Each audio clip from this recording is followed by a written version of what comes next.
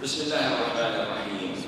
الحمد لله رب العالمين، وصلى الله وسلم وبارك على المبعوث رحمة للعالمين نبينا محمد وعلى آله وصحبه أجمعين. أما بعد، السلام عليكم ورحمة الله وبركاته.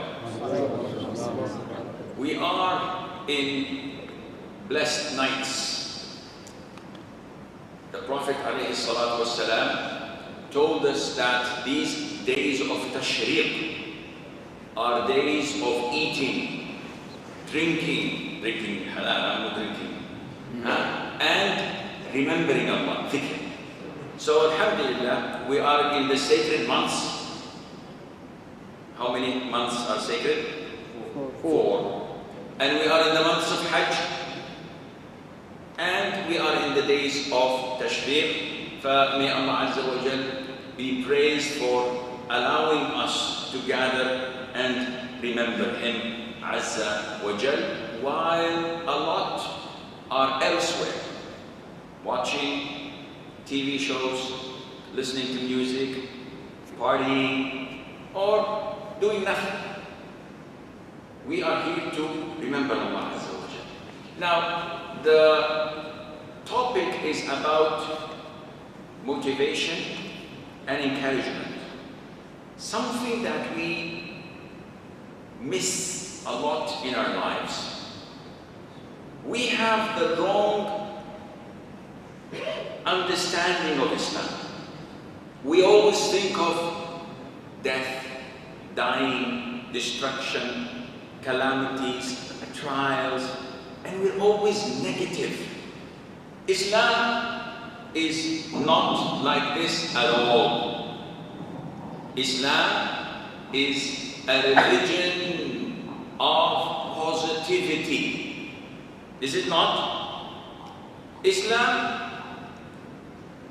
is a religion of positivity even in the worst times. The Prophet ﷺ, in the Mecca era, he was so abused by the idol worshippers that he sallallahu alayhi wa sallam sought support elsewhere from Mecca. So he went up to Taif. The people of Taif stoned him, ridiculed him, made fun of him. He came down depressed and sad, with his heels bleeding because of the stoning they did to him. And he is Allah's most favorite creature and the best man ever to walk the earth.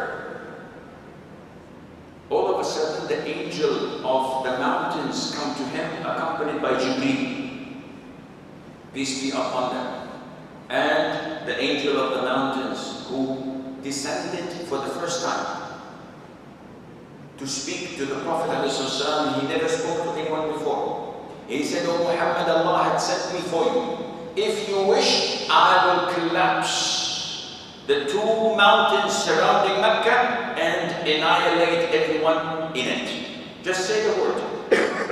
You and I, if we were in the Prophet's shoes, ﷺ, we would say, okay, take also Jeddah and Tabuk and a number of different cities as well. Make it a whole package deal. Positivity in Islam. The Prophet said, ﷺ, no. By Allah, I am wishful and hopeful that Allah will get out of their offspring, these idol worshippers, people who would worship Allah alone. What kind of positivity is this? People have humiliated you, have abused you, yet you forgive. For the sake of Allah, yes. This is positivity. Pharaoh of this ummah, Abu Jahl, his son was Ikrimah.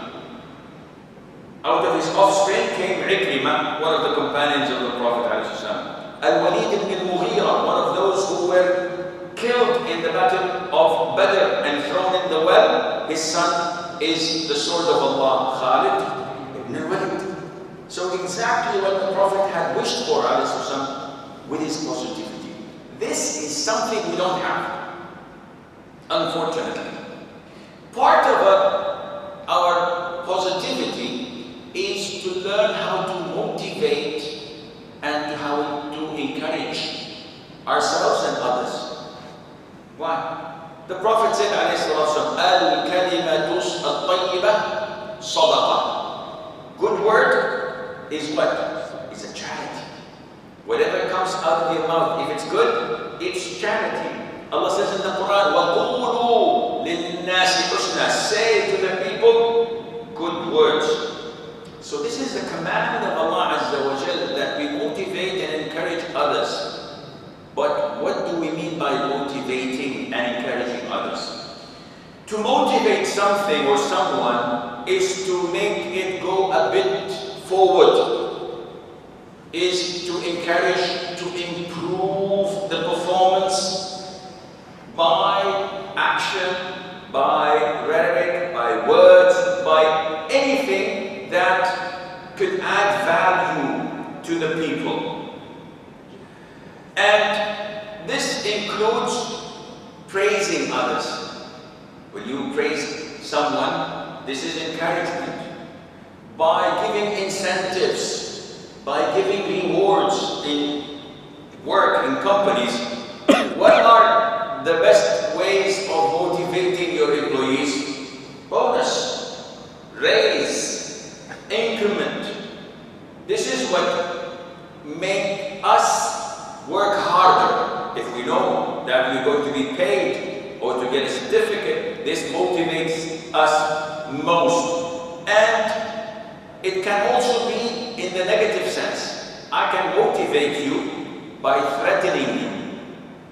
If you don't do the task on time, I'm going to deduct from your salary. I'm going to not allow you to go in Eid for vacation, etc. So it can be good and it can be bad as well. If you look at the Quran, you will find it filled with motivations. One ayah is sufficient. The Prophet said, alayhi salatu wasalam, and hasten to forgiveness from your Lord, and a garden as wide as the heavens and the earth, prepared for the righteous. What more beautiful incentive would you like? Once you know that I suffer from not doing what I want because I'm anticipating the karma. I prevent myself from falling into haram, from drinking haram, from having haram relationships. I lower my gaze because I want this motivation to be true, and I end up in entering paradise. If you go to the Sunnah of the Prophet ﷺ, there are so many hadiths that I will skip to go into something a little bit practical. Because I can spend literally an hour talking about just small things, such as whoever says Subhanallah wa bihamdih 100 times, what happens? Allah forgives all of the sins, even if they were as great as the foam of the ocean or of the sea. What kind of motivation is this? 100 times? It takes less than 3 minutes. Subhanallah wa bihamdih, 100 times. But who remembers to say it? So there is this type of motivation. We will go to some cases where the Prophet ﷺ motivated his companions. And if you ever study the Sunnah of the Prophet ﷺ, his biography, his seerah, you will never find any demotivation. We are negative. I have a driver, and the driver is late. When he comes, what do I say? Why are you late? When you're ready, where is the food? I've been waiting for 10 minutes. It couldn't be more than 2 minutes drive. What is this? What kind of attitude is this? We all have this. If it's not with the driver, it's with the maid. If it's not with the guy working downstairs, the building, with the janitor, with the coffee boy, with the man who delivers the food, we keep on complaining. Why? because our bosses keep on doing the same to us. So we do this to those who are under us. We do it to our wives. Negativity. Our wives do it with their children. Our children do it with their siblings. All spreading like cancer. Because we are not following the footsteps of the Prophet ﷺ. Read the Sunnah. You never find this negativity at all. The Prophet ﷺ in the Battle of Uhud, motivating the people. So he's saying, come, stand for a Jannah as wide as the heavens and the earth. Umayr ibn Hammam, may Allah be pleased with him, was eating dates, and he heard this and said, Hakeem, MashaAllah, MashaAllah, whoa. So the Prophet said, why are you saying this? Why are you astonished, saying these words of astonishment and amusement? He said, oh Prophet of Allah, not for anything, but hoping that I would be one of those entering it. Look at the motivation. The Prophet said, you are one of them. In the story. The Prophet gave him the declaration, you're in heaven. The man looked at his dates and he said, Wallahi, if I spend few seconds or minutes eating these dates, life is too long. He threw it and went to fight and died as a martyr. Motivation. Now, if someone says to me, Sheikh, I wish inshallah Allah will make me with you in heaven, in paradise. I've guaranteed paradise. I'm already there. But you, look at you, you have this, you have that. Subhanallah. Why not say, inshallah you will enter before me. If you go, remember me. Don't forget me from your dua. Ask Allah Azza wa Jal to intercede. You intercede for me. If you, why do I think that I will be and you want negativity? Once the Prophet ﷺ is asking his companions, who among you is fasting today? Abu Bakr said, I am. He said, okay, who among you fed a poor person? Abu Bakr said, I did. Now this is in the morning at Fajr prayer. And he started working at 2 a.m. So the Prophet said, who among you visited a sick person, a patient? Abu Bakr said, I did. Who among you followed a funeral until it was buried? Abu Bakr said, I did. The Prophet said, any person who does this or these 4 things in a day, he will enter Jannah. Motivation, encouragement. We spend time saying, why were you awake before Fajr? What were you doing? Watching late movies. Always thinking bad. No encouragement, no motivation. The Prophet ﷺ in the battlefield does not criticize the weakness of the Muslims if they were losing, but rather encourages and motivates. In one incident in Uhud, when the idol worshippers tricked the Muslims and came from behind and killed the archers and things were not as positive, they tried to kill the Prophet ﷺ. So the Prophet says, who defends me or us, may Allah make him with us in Jannah. So one of the Ansar starts to fight and dies. A second, a third, a fourth, a sixth, a seventh. 7 of them die around the Prophet ﷺ, and then the Prophet said, Sallallahu Alaihi Wasallam, Wallah, we have not done our brothers justice. Then Talha ibn Ubaydillah, one of the 10 heaven bounds, he goes and fights more than the 7 and protects the Prophet ﷺ, suffering a lot of injuries. But he was motivated. Of course, the 7 are inshallah in Jannah. They got their encouragement and motivation.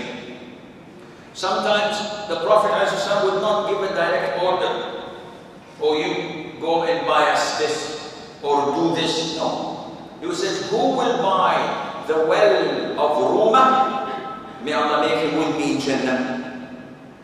Encouragement. Who comes?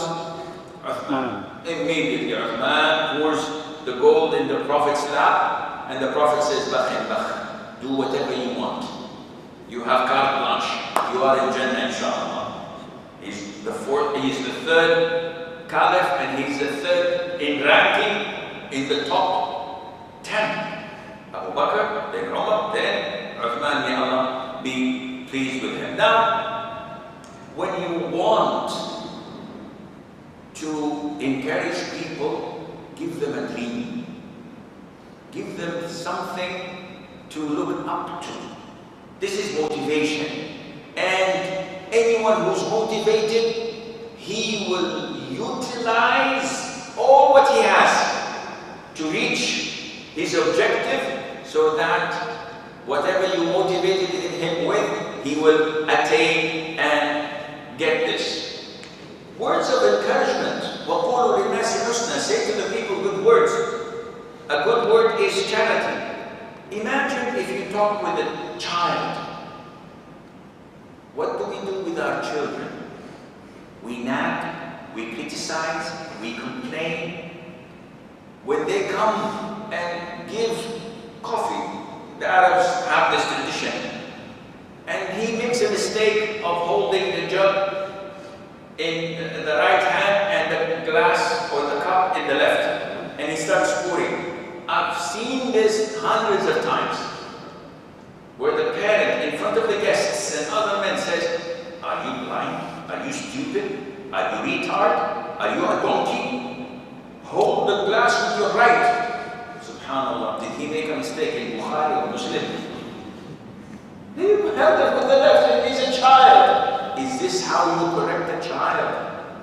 Now compare this with someone who comes and starts to speak like children do.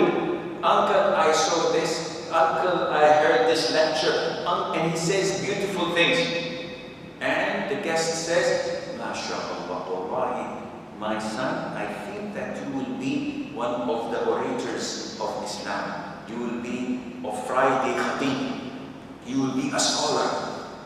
What impact does this have on the child? If a girl comes and does something and you say, MashaAllah, Tabarakallah, you will be one of the righteous girls that memorizes the Quran by heart. You look, MashaAllah, and she's like 6, 7 years of age. It engraves it in their hearts, such a motivation. Likewise, the Prophet ﷺ used to do. He used to sit with his companions and he says, the most merciful of my companions for the Ummah is Abu Bakr. And the toughest one among them in the religion is Umar. And the best of them in reciting the Quran, Ubay ibn Ka'b. And the most knowledgeable of them in halal and haram, Mu'adh ibn Jabal. All of these characteristics show you that the Prophet is motivating them. But learn the lesson. Motivation and encouragement should be accurate. You don't encourage someone by saying, MashaAllah, you are Superman. Or you are the best man around. Or you're the best girl ever I've seen with my eyes. This is too vague. This is too general. The Prophet never does this, as he specifically chooses a characteristic and motivates on it. Abdullah ibn Umar ibn al-Khattab, may Allah be pleased with them, is the brother-in-law of the Prophet, correct? Who is his sister? This is your mother, huh? You're taking too long to remember your mother's name. Hafsa. One of my daughter's name is Hafsa. Because a lot of the people don't give this name nowadays. They choose to call their daughters Niveen, Narvirian. One of the brothers called me and said, can I call my daughter Narvirian? I said, what is this? This is not English. This is not Arabic. This is not Urdu to my knowledge. Where are you getting these names? He said, no, we want a unique name. They call it Shaitan. By the way, in India in 2009, I was in Delhi and I had a driver assigned to take me places and his name was Shaitan. So maybe this is not as unique as we expected. He was Hindu, but I don't know why they call him Shaitan. Anyhow, so Hafsa, may Allah be pleased with her, went to the Prophet sallallahu alaihi wasallam and said, Abdullah ibn Umar saw a dream where two men took him to hell just to look, and he was terrified by looking. They comforted him and said, don't worry, you're not among those who will enter hell. So it's a good dream, but it was scary. He didn't know what it meant.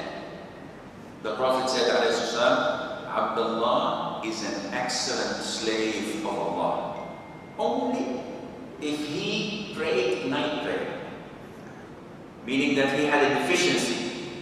Everything was perfect, but night prayer, he wasn't doing so much. He was just praying 1 hour at night.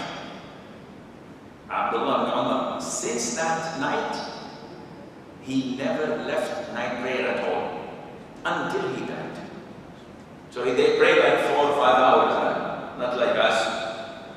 4 to 5 hours praying night prayer because of this motivation, this encouragement. The Prophet did not say generally, he said specifically this item has to be worked out.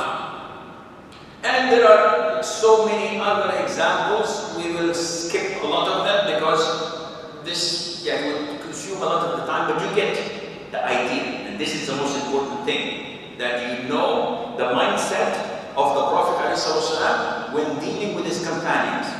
And we follow suit.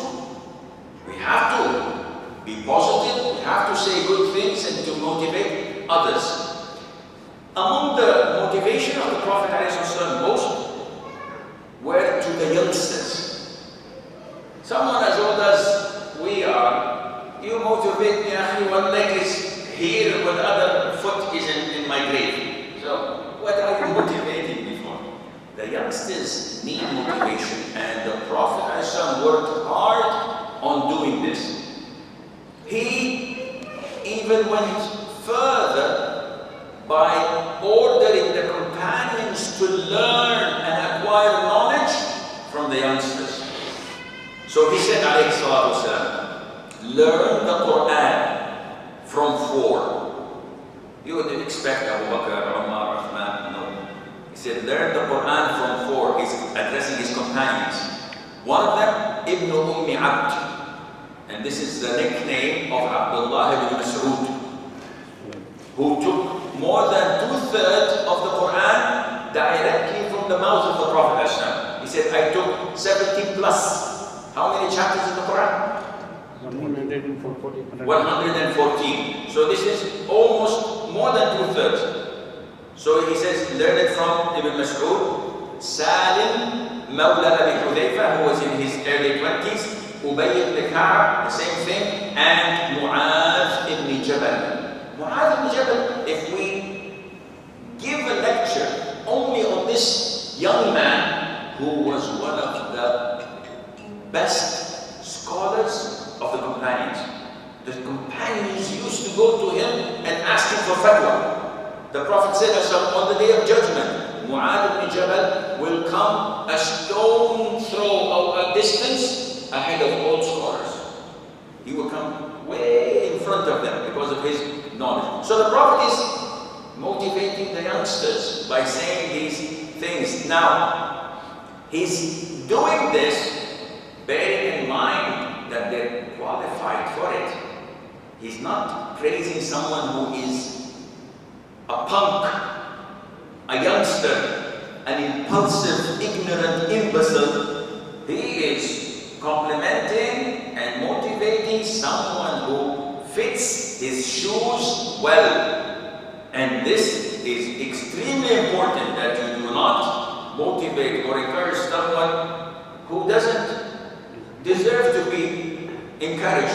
You don't come to someone, for example, who is blind. This is a a calamity from Allah. He's blind, he doesn't see. And you say, MashaAllah, your eyes are beautiful. Or you come to someone on his wheelchair, paralyzed, and you say, MashaAllah, how fast do you run the 100 meters? You say, I'm encouraging him. No, you're humiliating him. This is putting the things in the wrong place. The Prophet ﷺ used to address people according to their abilities, according to their education, according to what they can use and utilize. We made last visit, maybe the visit before, Nu'aym ibn Mas'ud al-Qafani. We made a lecture on this man, and by the title of "You Can Make a Difference." Maybe it's recorded, I don't know, you can go back to the archives. Beautiful story of Nu'aym ibn Mas'ud. In the Battle of the Trench, 10,000 men surrounded Medina. Idol worshippers, the tribe of Ghatafan from the east of Medina, and the Jews of Bani Qurayza. One objective: to kill every single Muslim, man, woman, or child. Get rid of Islam. For a whole month, they surrounded Medina. All of a sudden, Nu'aym ibn Mas'ud comes in the darkness of the night and says, "O Prophet of Allah, I became a Muslim, nobody knows about me, so order me. What do you want me to do?" The Prophet did not say to him, "Wallahi, you are one man and you don't have fighting skills or this or that." No. The Prophet told him, "You try to turn them away from us as much as you can. Use your wit, use your intellect." So that he said, "Oh Prophet Allah, give me permission to say whatever I want. I don't want to lie and end up in hell." He just accepted Islam.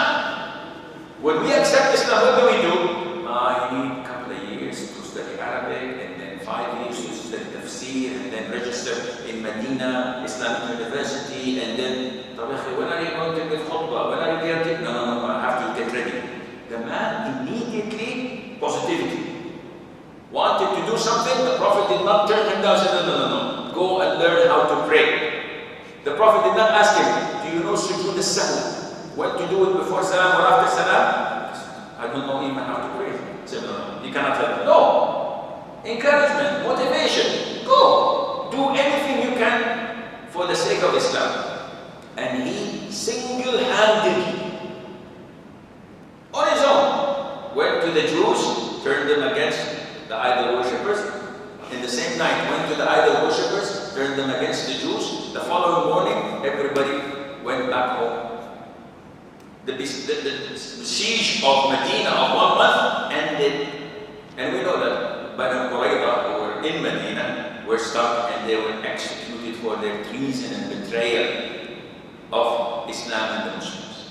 So this shows you how the type of positivity the Prophet had ﷺ towards the youth.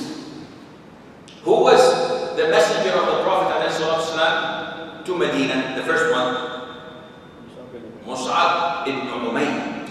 This youngster, the people of Mecca knew whenever he passed by one of the roads, by what? By his smell. So people, they didn't have GPS at the time. So when they walked a road, they said, this is the fragrance of Mus'ab ibn Umayr.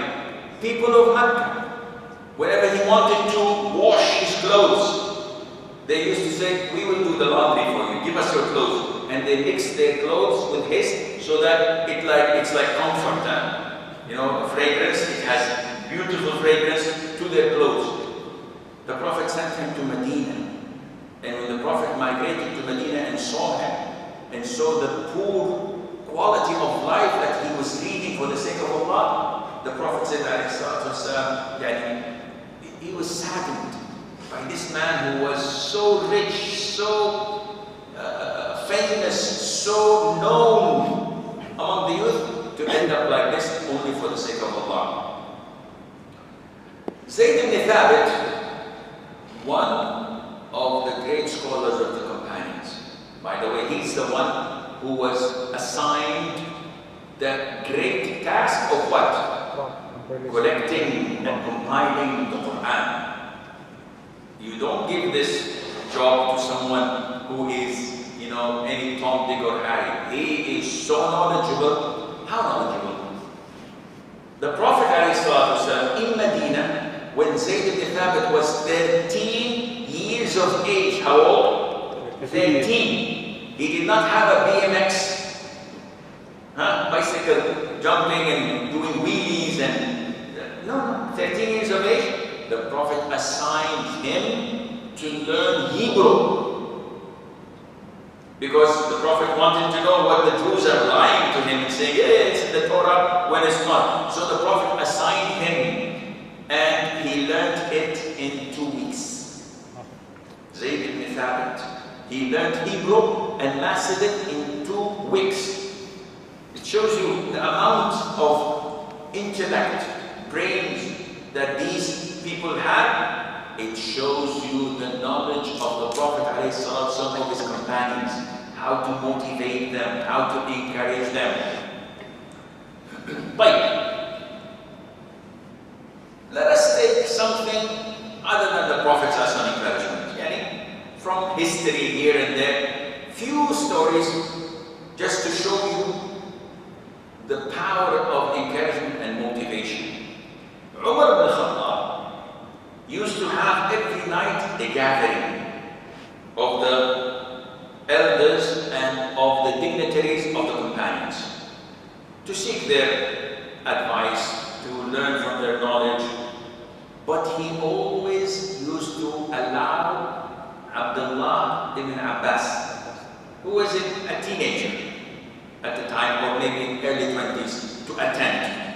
So the companions were angered by this and complained, "Oh Umar, our sons are also companions and older than Ibn Abbas. Why do you admit him and prevent our own sons?" He gave him a small test. All the companions failed in answering it. Ibn Abbas is the only one who answered it. And they acknowledged that he is more knowledgeable than definitely all of their sons and them themselves. Imam al-Shafi'i. Do you know Imam al-Shafi'i? His name is Muhammad ibn Idris al-Shafi'i al-Muttalibi. He is from Bani Abdul Muttalib. May Allah have mercy on him. What made him an imam? Imagine. He said, in the beginning of my life, I was fond with poetry. And we know that Shafi'i has beautiful poems and beautiful words of wisdom in poetry. So he said, I started learning poetry and memorizing it and so on, until one of the people, a random person, heard me say poetry. So he struck me at my back, hitting, not to harm or to kill, but what a waste. He says, you are a Muttalibi, from descendants of Abdul Muttalib, the cousins of the Prophet ﷺ, and from Quraysh. You're not from Ansar, you are from the tribe of Quraysh, and you allow yourself to spend your time reading and learning poetry? What is the max you will attain by learning poetry? You will be a teacher, teaching people Arabic. What is this? If you want leadership, learn fiqh. So the guy says, Imam Shafi'i says, wallahi, it rang a good bell. So I started compiling and writing from Imam Sufyan ibn Uyayna, then I went to Imam Malik in Medina and wrote his book Al-Muwatta and so on, and then what ended? He became one of the 4 Imams of all time. By what? And who's the man? He doesn't know. He's a random person. See, you don't have to be motivated by someone who's famous. Sulaiman, peace be upon him, Solomon, with his army, walking once and all of a sudden, an ant, any random ant, says to its people, "Oh ant, immediately go to your dwellings, go and hide in your caves, because Solomon and his army are coming.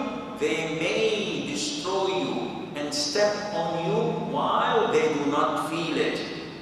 SubhanAllah, even the ant is giving justification, positivity. You don't have to be famous or well known to motivate others to help Islam. You can be anyone. The objective is to give victory to Islam, to encourage and motivate the Muslims. You know Imam Bukhari? Imam Bukhari, also this requires a whole lecture of his memory, his subhanallah, photographic memory. This guy is astonishing. He says, "I was once in the gathering or in the lecture of Ishaq ibn Rahoya, one of the contemporaries of Imam Ahmad and rivals. They are both great imams. And I was, learning, and all of a sudden the imam says, "Isn't there anyone among you who would work hard to compile and collect a book that has only Sahih Hadith?" He said, "By Allah, it went straight into my heart. And I worked hard until I produced what? Sahih al-Imam al-Bukhari." By what? A single word from an imam who was not addressing him. He's just motivating. If you go to so many stories, it shows you the beauty, but the strength of motivation and encouragement that we must adapt in our lives. Not only with others, but also with ourselves. We have to motivate ourselves. Now, the family has a very, very important role, because the family is what makes or breaks a child. In a study, they said that the percentage of gifted and highly sort of competent children from birth until 5 years of age, it's 90%. Your child who is less than 5 years of age, he is gifted 90 out of 100. It's a very high percentage. This percentage falls drastically to 10% when the child is 7 years of age. Due to what? Due to the family. And it goes to 2% when he's 8 years of age. So the children below 5 years, whom we tend to neglect, overlook, not pay quality time. Daddy, takes Kit Kat. Take half a dinar, go and buy something. Do whatever you want. Watch TV, take my mobile, watch YouTube. We don't give them quality time, this is what happens. But those who spend with them, communicate with them, even if they're 4 years of age, ask them. There was this program, Bill Cosby. You see, the black American. I remember this 40 years ago, when he used to come with children, and he used to ask them intelligent questions, and the children, 4 or 5 years of age, they answer and they make tricks and they laugh at him. It was funny for us to watch, but this is the mentality we should deal with our children.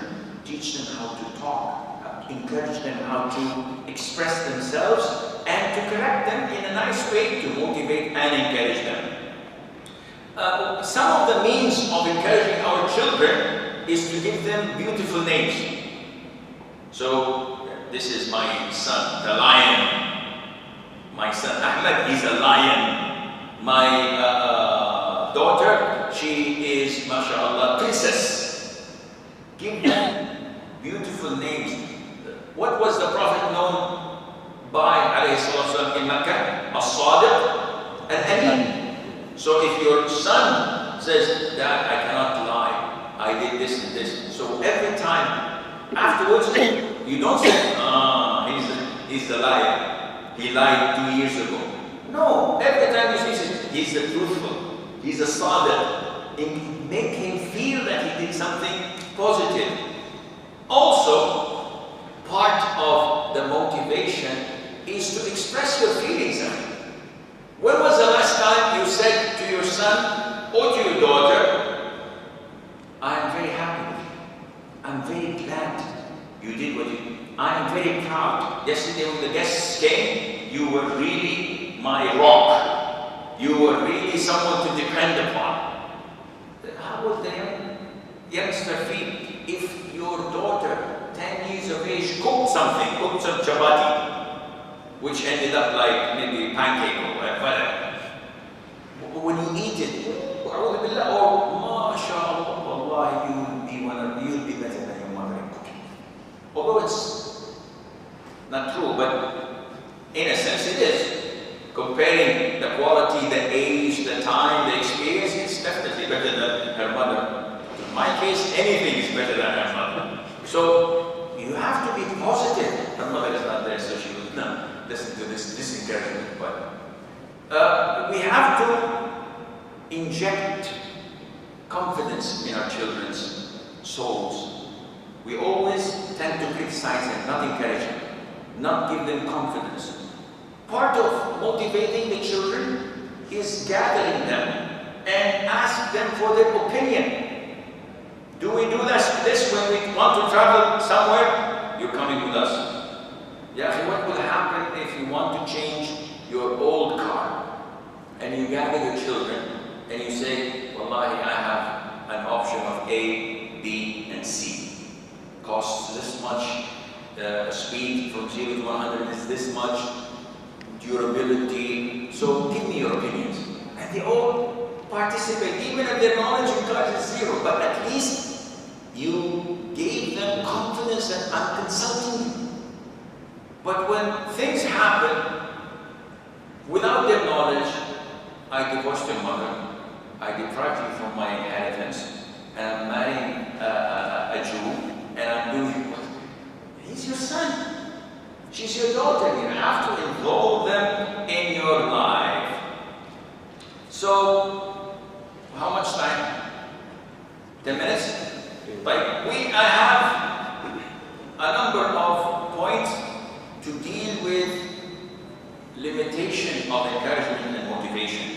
So, one of them we mentioned, don't give words that are so vague. You are the greatest man. You are the best girl in the world. No, you have to be specific. You're the best man in doing what he's told to do. You're the best girl in cleaning the house. I've never seen, mashallah, like you, my daughter, may Allah bless you. Encouragement in a specific thing. Also, it has to be in doing good, not in doing bad things. So, mashallah, you play the guitar like John Lennon, mashallah, you are so professional. This is haram. What are you talking about? She doesn't have to encourage her. No, mashallah, she dances like so and so. A'udhu billah. And this is prevailing in Arabia. When the girls, 4 or 5 years of age, I went to a friend and he said, this is my daughter first child. And he starts, look how she dances. And he starts clapping and the girl dances, belly dancing. And he's happy. He said, of course, she's 5 years of age, she's young. She doesn't even think. And I'm telling him, Akhi, you want your daughter to grow up to be a belly dancer? He said, no. So why are you encouraging her? This is something shameful for Muslims, for Arabs. And people don't think. Encourage and motivate in good things. Also, you have to be truthful while encouraging. Don't lie. I use the example of the chapati turning to pancake because this is not lying. This is encouragement for a better thing. But sometimes you lie. People lie to encourage and say, MashaAllah, he's the bravest child and he's a coward. He is the kindest child and he beats all the children in the encouragement. This is plain lying. You have to be fair and just when encouraging a child among his siblings, because then you would have a problem. Some of us tend to choose one of his children, and in front of the siblings, well, why don't you be like him? Your brother is always coming on time, dutiful, obedient, he loves me, I love him back. What will happen to the heart of the children, of the other siblings? They will start to develop enmity towards that son. Remember Yusuf? His father was who? Yaqub, who was what? He was a prophet. Definitely he was fair and just. Just because they felt and sensed that his heart is inclined towards Yusuf, look what they did to him. So be careful when encouraging or motivating a child in front of his siblings. This causes enmity. To end up, and this is quite important, what is the opposite of encouragement and motivation? Demotivation. You, in every society, in every family, in every neighborhood, you will always have someone filled with negativity. So, inshallah, in 3 weeks' time, I'm going for Umrah. What those people would say, oh, Sheikh, Umrah is expensive, you have so much money. Now, Hajjis are there, it's not free, and it's hot, why don't you go in winter? What?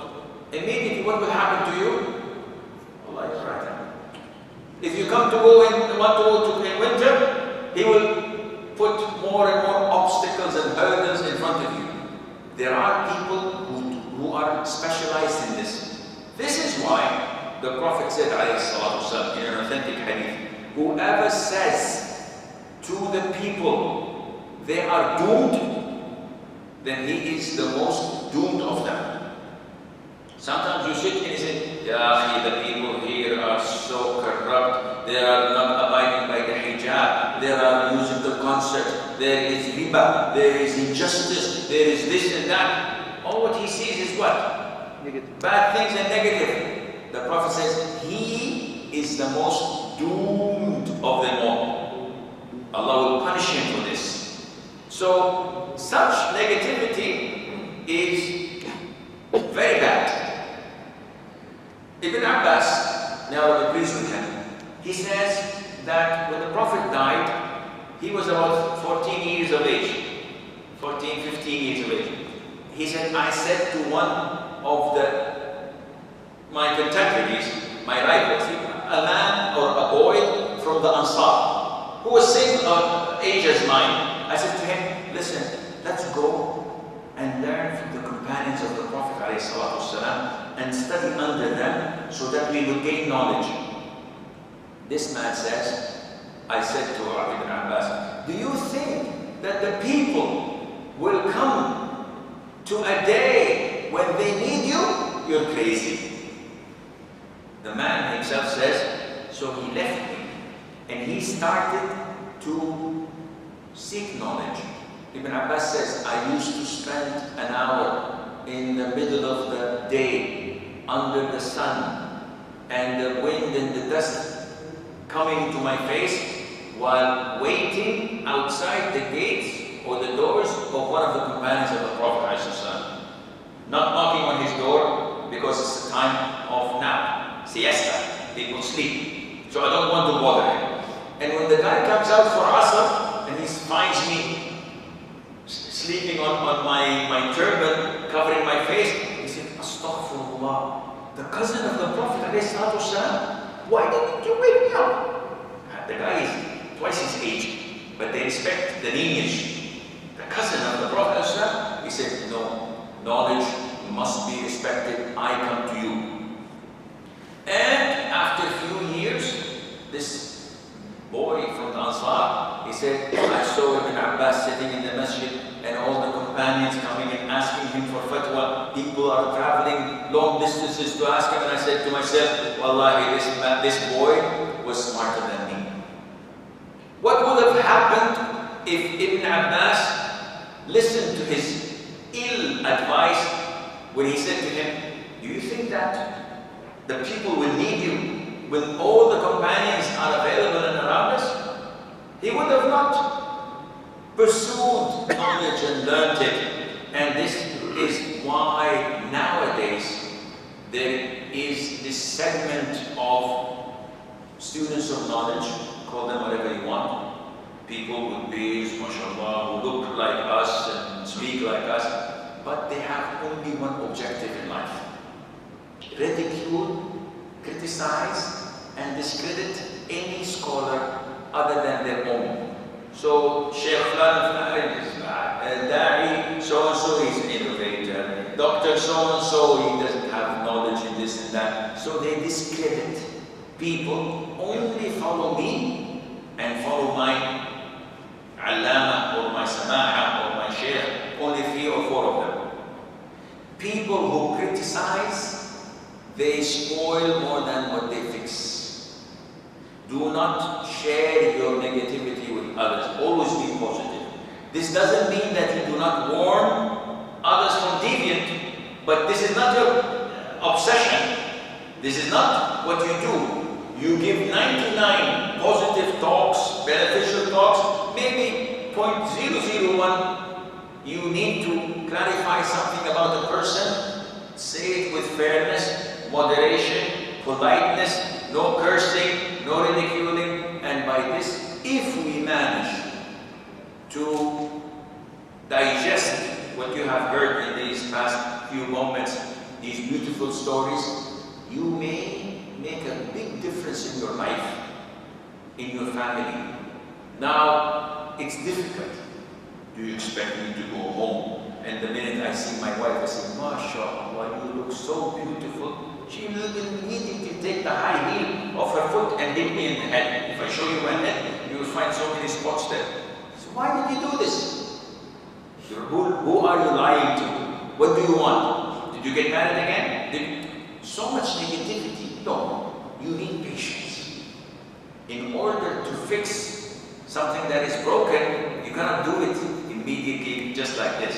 You have to be patient. You have to fix your inside. You have to cleanse your heart. Fill it with positivity. Always look at the full half of the glass rather than the empty half of the glass. It's the same glass. What do you see? It's half empty. What do you see? It's half full. This is what we want. Always look at the good things in people. Cleanse your heart, and inshallah we will become more motivated to help Islam and the Muslims, and Allah Azza wa Jalla knows best. The good part is nobody slept until now, alhamdulillah. And Allah A'lam. Sallallahu alaihi wa sallam.